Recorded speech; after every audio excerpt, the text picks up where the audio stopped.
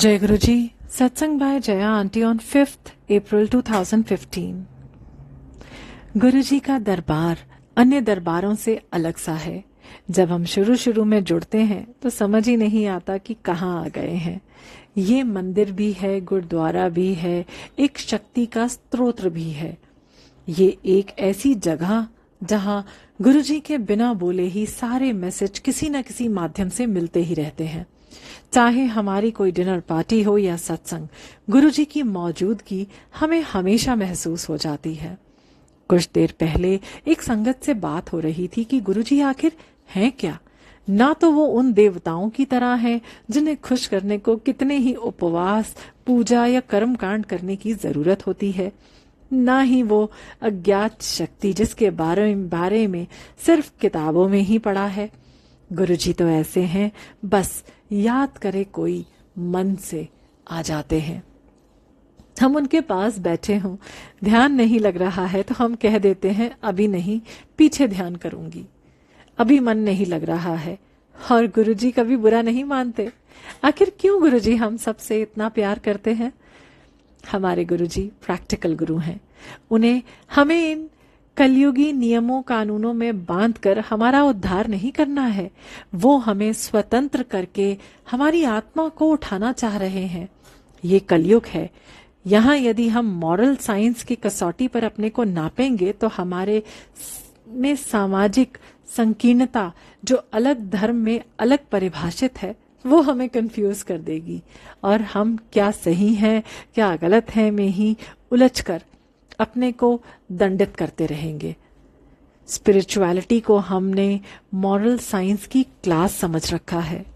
यदि हम सिर्फ इतना भी कर लें कि जानबूझकर किसी को दुख नहीं देंगे तो बस बाकी हमारे गुरु संभाल लेते हैं।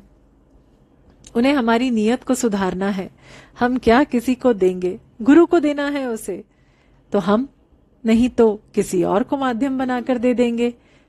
हाँ, यहां हमारा अहम यानी अहंकार की हम मदद करते चूक जाता है। पर जब आध्यात्मिक रास्ते पर चल पड़े हैं और अभी भी मान या अपमान के दबाव में हमारे फैसले हो रहे हैं तो इसका मतलब ही यही है कि हमारा एडमिशन यहाँ अभी नहीं हो पाया है स्कूल में। जितना ज्यादा हम आध्यात्मिक होते जाएंगे उतना ही ज्यादा मस्ती में रहना आने लगता है। ठीक उसी बच्चे की तरह जिसे परवाह नहीं कि कौन क्या सोच रहा है। यदि वो कीचड़ में ही जंप मार रहा है तो वही उसकी मस्ती की पराकाष्ठा है। उस वक्त वो ये नहीं सोचता कि उससे भी ज्यादा कोई मस्ती की और चीज हो सकती है। हमें भी हर पल ऐसे ही तो मस्ती में जीना है।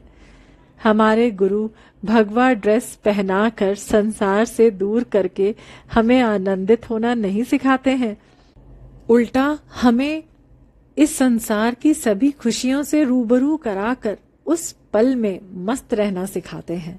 वो कभी धीरे धीरे, कभी झटके से, कभी बड़े ही नाटकीय अंदाज में हमको उन सबसे दूर करते हैं जो हमारी इस यात्रा में हमारे साथ नहीं आ सकता है, चाहे वो हमारा कितना भी प्रिय रह चुका हो।